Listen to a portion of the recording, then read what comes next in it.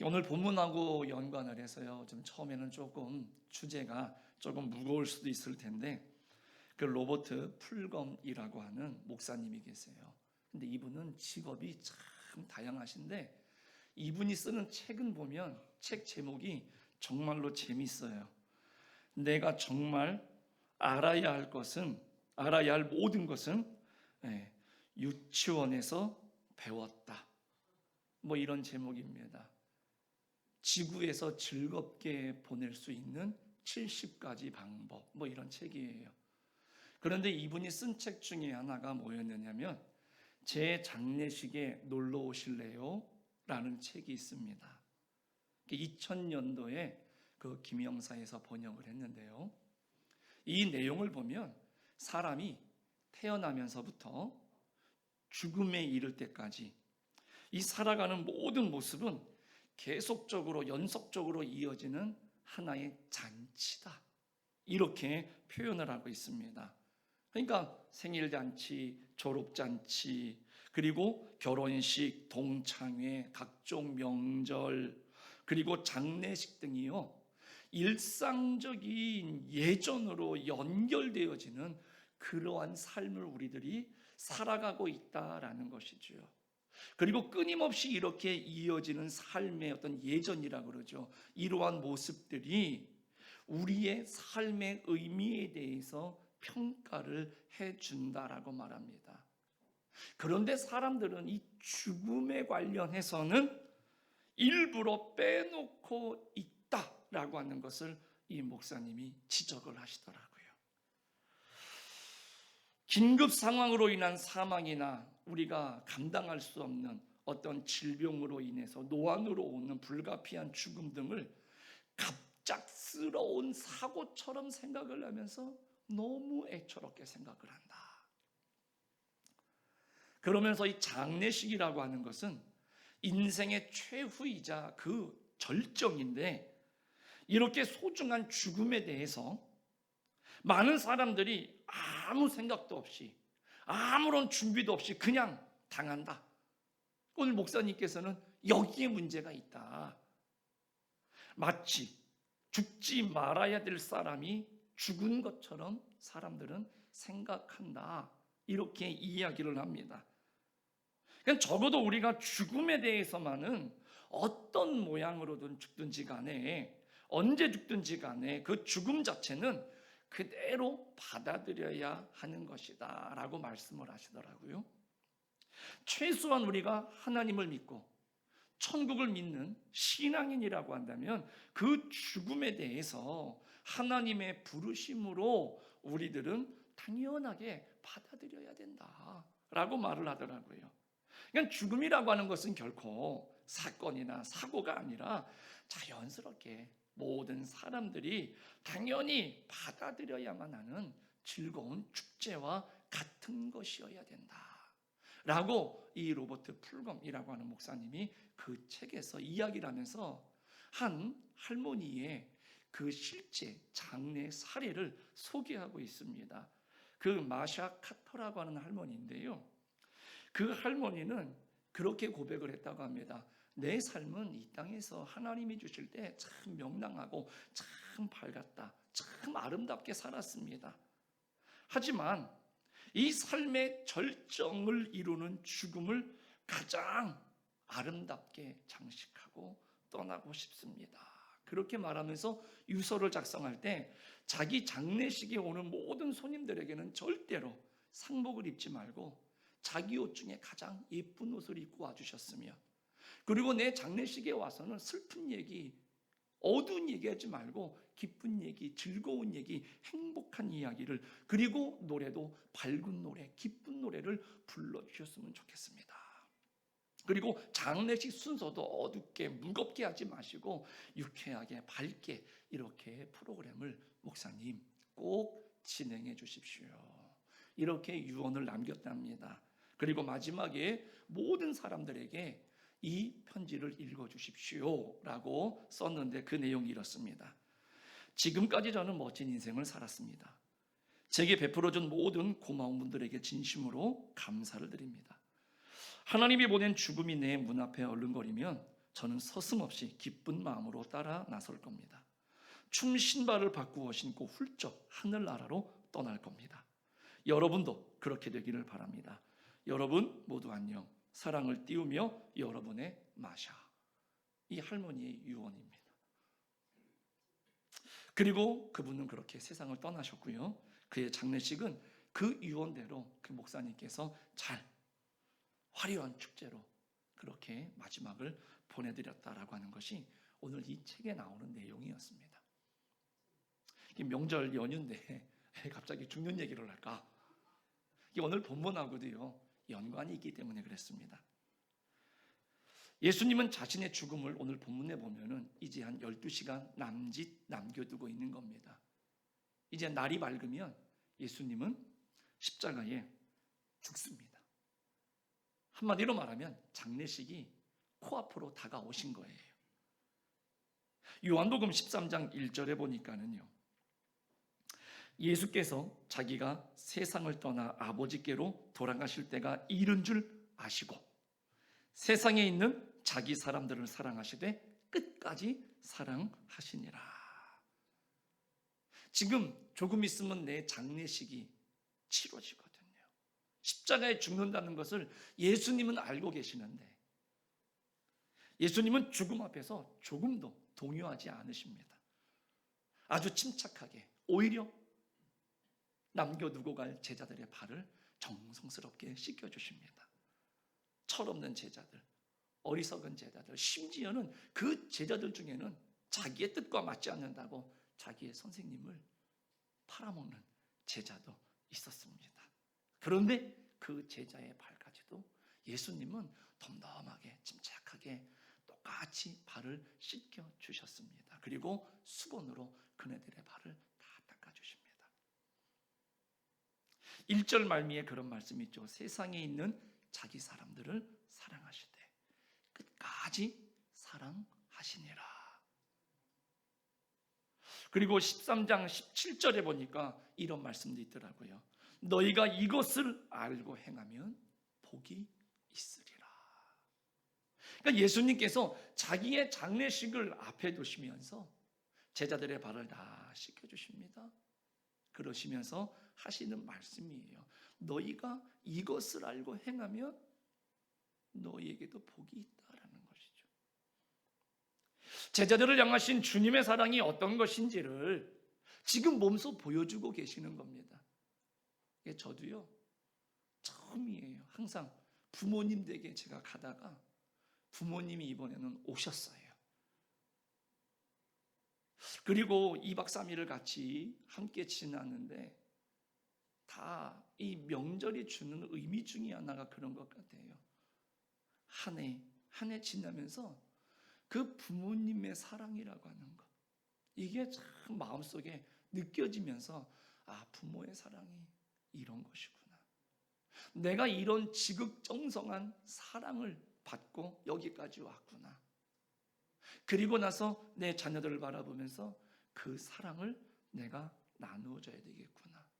여전히 나를 사랑하는 것만큼 내 자녀들을 사랑하는 그 부모님들의 모습을 보면서 저희가 볼 때는 본인이 더 연약하고 더 힘들어하시는 것 같으면서도 여전히 마음은 내 자녀들, 내 손주, 손녀들을 향해서 베풀어 주시는 그 사랑을 보면서 아, 이 부모님의 사랑이 이런 것이구나.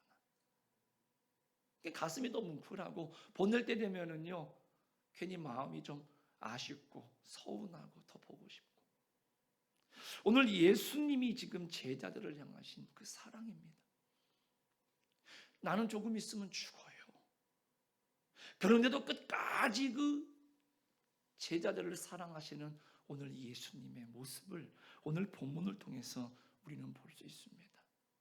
다른 복음서의 이 장면을 보시면은요, 예수님은 심지어 발을 씻기셨을 뿐만이 아니라 떡과 포도주를 떼서 나누어 주시면서 함께 만찬을 열어주세요. 함께 먹고 마시면서 그네들에게 또 예수님이 사랑을 베풀어 주시더라는 것이죠. 심지어는 자기를 팔아먹을 그 가룟 유다, 그 제자를 향해서도 예수님은 똑같이 떡을 떼서 나누어 주면서 내 몸이다, 이거는 내 피다, 먹으라고 마시라고 하면서 그 사랑을 극진하게 나누어 주십니다.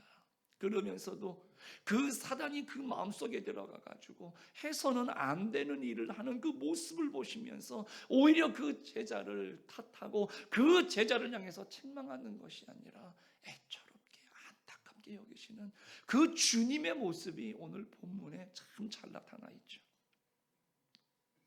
그러다 즐겁게 음식을 나누던 자리에서 아주 중요하고 심각한 시간이 되었습니다. 그 순간 예수님은 아주 중요한 말씀을 하시려고 하는 마음을 가지셨습니다. 그리고 제자들에게 최후의 유언을 남기시게 됐습니다. 그래서 예수님이 먹고 마시우게 하시다가 이제 엄숙하게 됐는데, 오늘 본문 34절과 35절의 말씀이 오늘 예수님 유언의 말씀이에요. 우리 같이 한번 한 목소리로 읽어보시도록 하겠습니다. 시작. 새 계명을 너희에게 주노니 서로 사랑하라. 내가 너희를 사랑한 것 같이 너희도 사랑하라. 너희가 서로 사랑하면 이로써 모든 사람이 너희가 내 제자인 줄 알리라. 아멘. 주님께서 이 말씀을 하시려고 몸소 제자들의 발을 닦아주시고 또 수건으로 말려주시는 것이죠. 이것을 알고 행하면 복이 있으리라. 먼저 말씀을 하시고 나서 보여주시는 겁니다.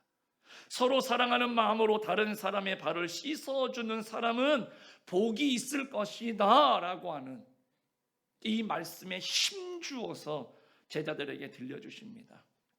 나아가서 주님의 사랑을 배신한 유다에게 그 사단이 들어가는 모습을 보여주시면서 이런 사랑의 배신자는 되지 말아라 라고 피를 토하시는 듯한 그런 말씀을, 심정을 가지고 지금 제자들에게 전달해 주시는 거죠.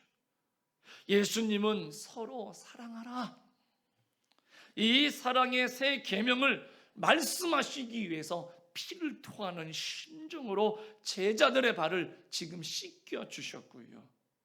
이것을 알고 행하는 자들은 정말 복이 있을 것이다 라고 말씀하시면서 그 배신자가 되는, 예수님을 팔아먹게 되는 그 가룟 유다의 최후를 우리들에게 교훈으로 보여주시고 있는 것이지요.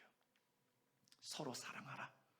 내가 너희를 사랑한 것 같이 너희도 서로 사랑하라.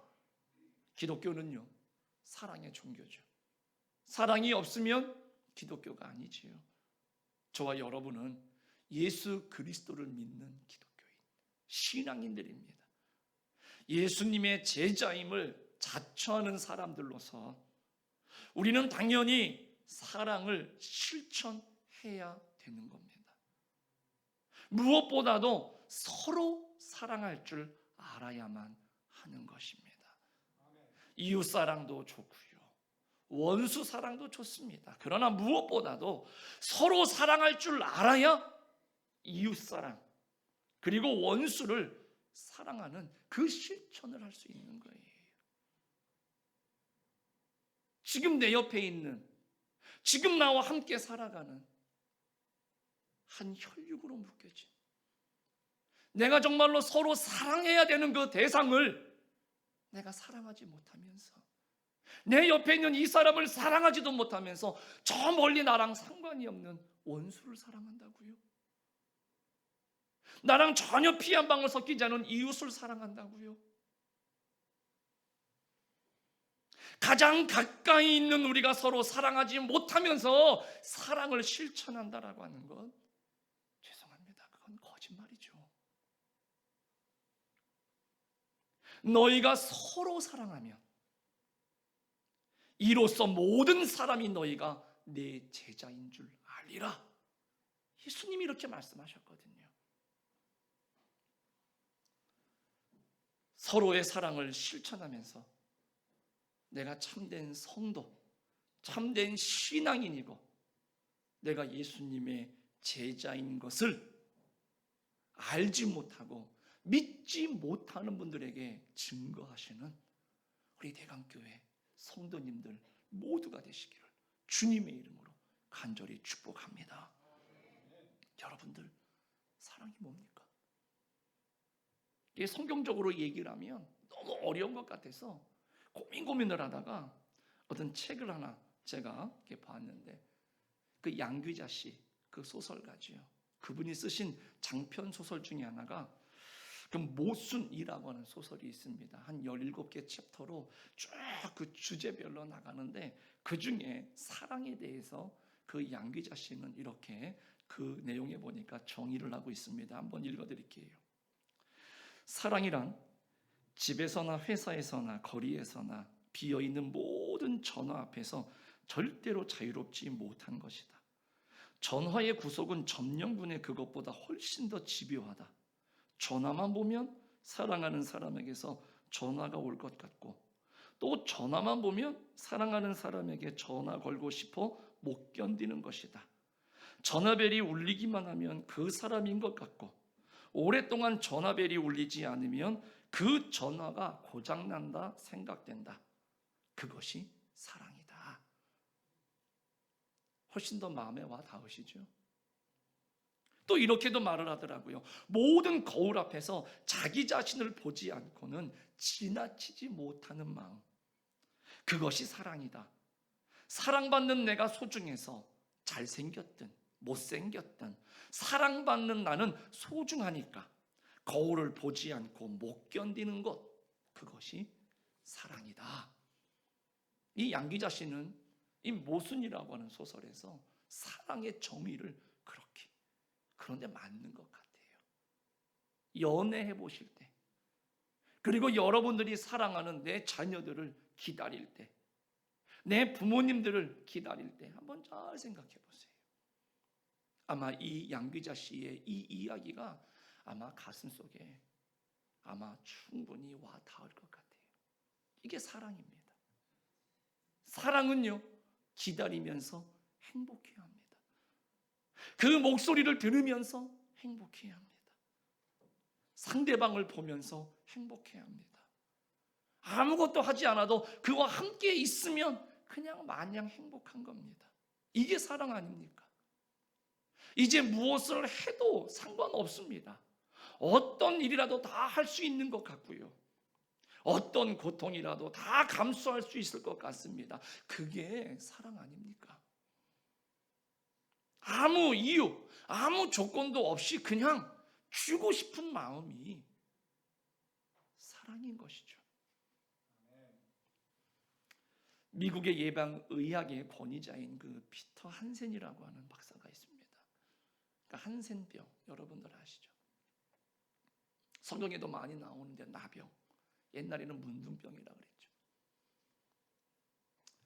그런데 이 한센 박사가 그 예방의학을 하면서 이런 얘기를 했어요.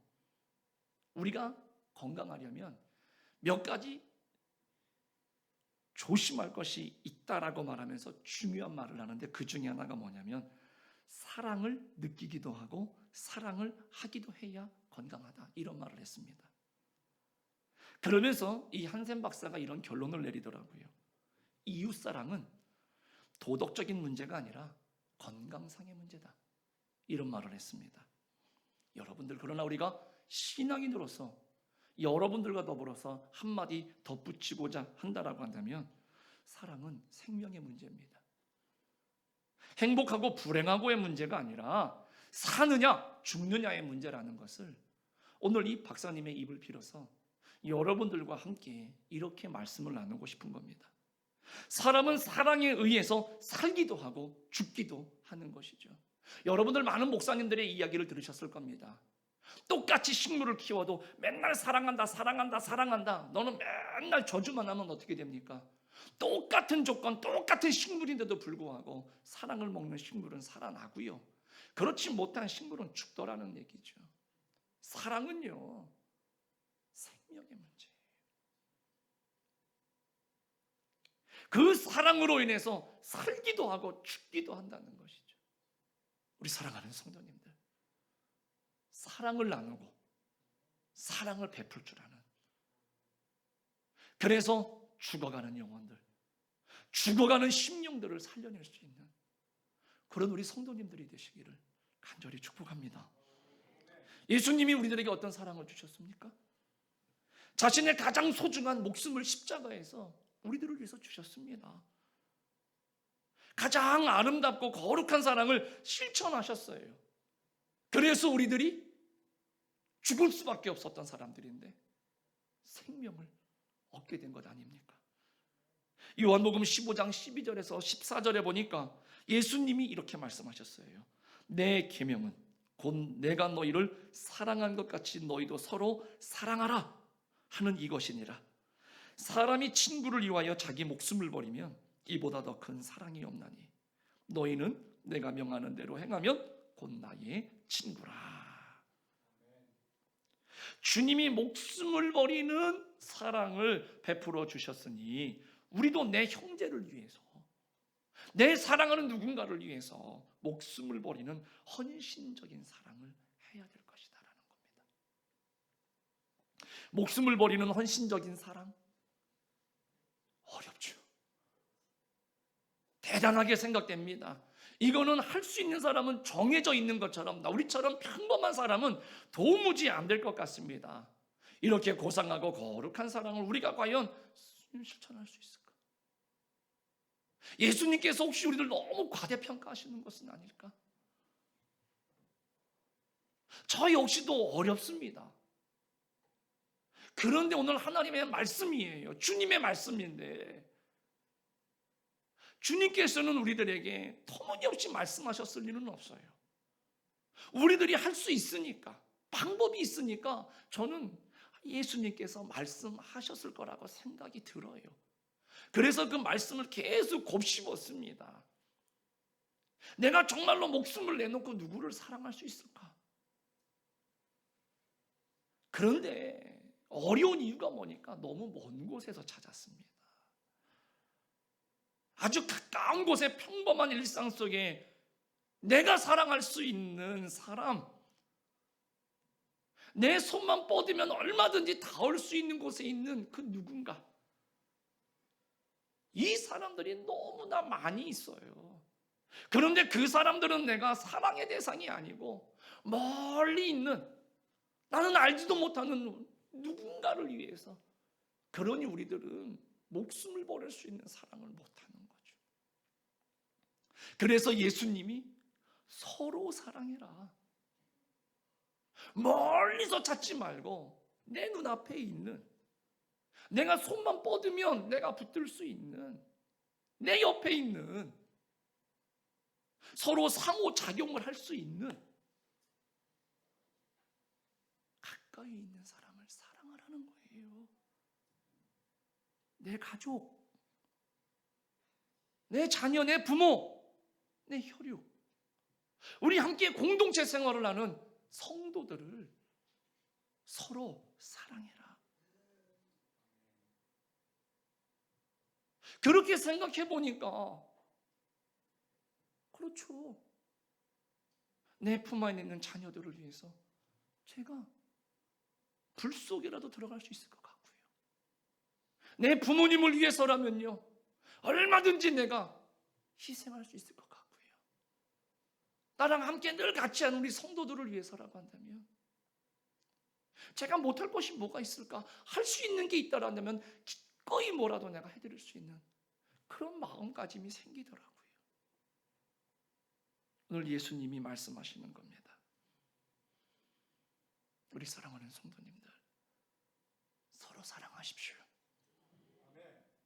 우리가 인사 나눌 때에만은요, 사랑하고 축복합니다, 잘 오셨습니다, 이렇게 말씀하시는 것이 아니라 진심으로 사랑을 담아서 사랑하고 정말로 당신을 축복합니다.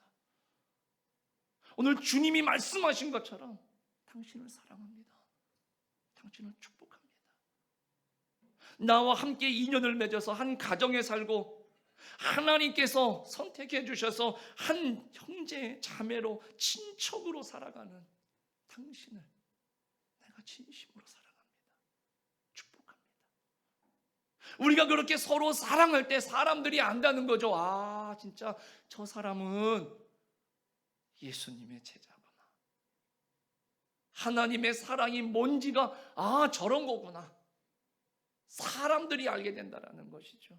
우리는 근데 주님의 사랑을 너무 고상하게 생각합니다. 너무 멀리 너무 높게 생각하니까 우리는 그냥 입술로는 머리로는 아는데 우리가 실천하기가 너무 힘드니까.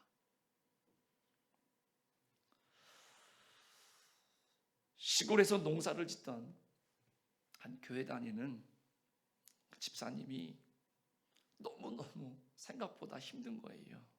시골 생활이. 그래서 목사님을 찾아가서 말합니다. 목사님, 생각한 것보다 너무 이 시골 생활이 힘들어서 지금 이거 논밭 다 팔고 이거 팔리기만 하면 저는 다 정리해서 저 도시로 나갈랍니다. 그리고 나서는요, 목사님 그러니까 빨리 땅이 팔리기 위해서 기도해 주세요. 이제 그리고 돌아왔어요. 근데 얼마 지나지 않았는데 지역 신문에 광고가 났습니다. 내용은 이렇습니다. 세상에서 가장 아름다운 곳을 소개합니다. 아름드리 나무가 우거진 숲이 있고 깨끗하고 맑은 숲이 있으며 봄이 되면 각종 꽃이 피고 새들이 노래합니다.